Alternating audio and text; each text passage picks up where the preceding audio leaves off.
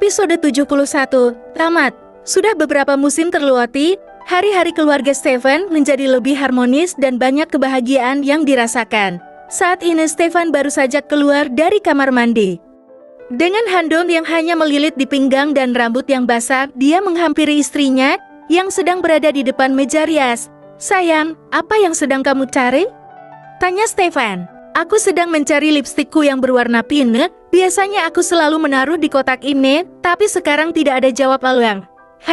Ini pasti ulah para gadis yang sedang beranjak dewasa itu," jawab Stefan mencium rambut istrinya. Alia langsung berdiri dari duduknya. "Mau kemana sayang?" tanya Stefan heran. "Tentu saja mencari lipstikku," jawab Alia langsung pergi menuju kamar putri-putrinya. "Lala! Arel!" teriak Alia dengan membuka pintu kamar. "Aduh gawat, ketahuan Mommy," bisik Stella. "Bu, kita harus gimana dong?" jawab Ara. Alia berjalan menghampiri Stella dan Ara. "Mana lipstik Mommy yang berwarna pink?" ucap Alia menjawar telinga kedua putrinya itu. "Aduh Mom, sakit," seru Stella. "Kalian berdua ini masih 13 tahun. Kenapa coba-coba barang seperti itu?" ucap Alia. "Oh, maaf Mom," ucap Ara memohon. Alia memang menyadari bahwa putri-putrinya itu memasuki usia ABG, di mana saatnya para gadis mulai suka berdandan dan bersolek. "Ada apa ini, Mom?" tanya Alver, yang masuk ke kamar Stella. "Alver, bantu kami," seru Stella. Alia yang sudah sangat gemas dengan tingkah laku Stella, dan Ara melepaskan tangannya dari telinga putrinya. "Sudahlah Mom, mereka kan hanya ingin berdandan seperti Mommy, biarkan saja," ucap Alvan membela saudarinya itu. "Berdandan apanya? Mereka masih kecil Alvan," ucap Alia. "Mom, kita sudah 13 tahun, sudah waktunya untuk mempercantik diri," setelah Stella. Stefan, yang mendengar suara ribut dari kamar sebelah, segera menghampirinya. "Ada apa ini sayang?" tanya Stefan, yang masuk ke dalam kamar Stella. "Daddy." Mommy menjawar telinga kita Ara, dan Stella berlari ke arah Stefan. Alia melotot ke arah Stefan, seakan mengatakan bahwa dia tidak boleh membela Stella dan Ara. "Sudahlah sayangnya Daddy, sekarang kalian segera berdandan, karena sebentar lagi kita akan menghadiri pesta kolega Daddy. Jadi berdandanlah yang cantik," ucap Stefan membuat Stella dan Ara tersenyum. Bintang, bintang, bintang, bintang, bintang. Di sebuah hotel berbintang sedang berlangsung acara pesta ulang tahun salah satu orang ternama di kota Washington. Tuan Arnold Rodrigo Alvarez, salah satu kolega Stefan, yang mengadakan pesta mewah itu. Di samping acara ulang tahunnya yang ke-50 tahun, Tuan Arnold juga memperkenalkan putra tunggalnya yang bernama David Rodrigo Alvarez sebagai calon CA dan pewaris tunggal keluarga Alvarez.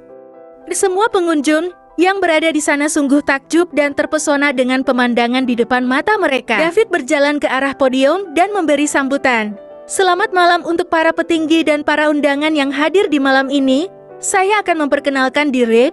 Nama saya David dan saya masih berusia 23 tahun. Mohon bimbingan agar saya bisa menjadi lebih baik dan lebih maju ke depannya. Saya juga mengucapkan selamat ulang tahun untuk papa tercinta saya. Mudah-mudahan beliau sehat selalu. Sekian sambutan dari saya." Terima kasih. Pidato singkat David membuat semua undangan terpesona.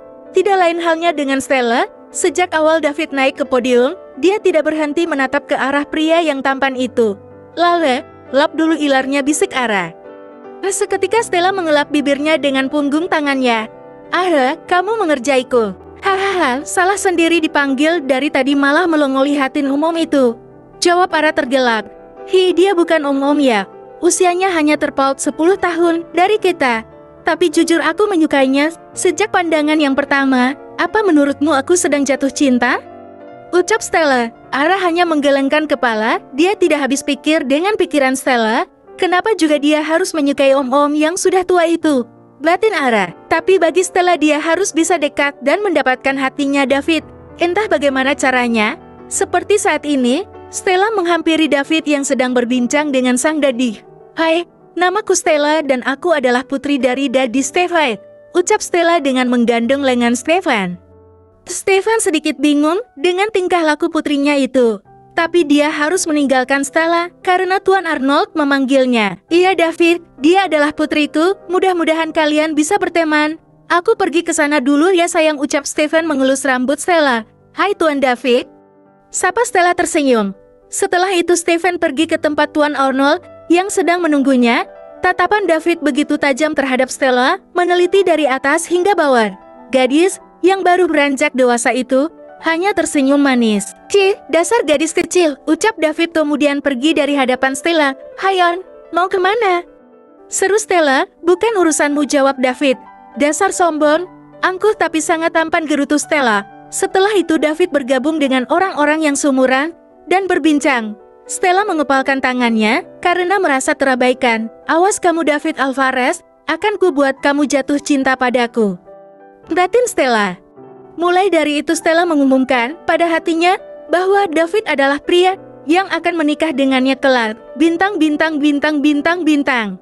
Sebulan kemudian Alvin yang sudah lulus SMP dia memutuskan untuk meneruskan sekolah di London, Inggris. Tentu saja itu membuat Ara dan Stella sangat sedih. Kakak yang selalu jahit tapi juga baik terhadap mereka akan pergi meninggalkan Elsa. Pada saat perpisahan di bandara, Ara tiba-tiba mencium bibir Alfred, walaupun sekilar. Tentu saja Stephen, Alia dan Stella sangat kaget. Dek, dek, dek. Alvin terkejar. Tiba-tiba jantungnya berdetak sangat kencang. Ara hanya tersenyum.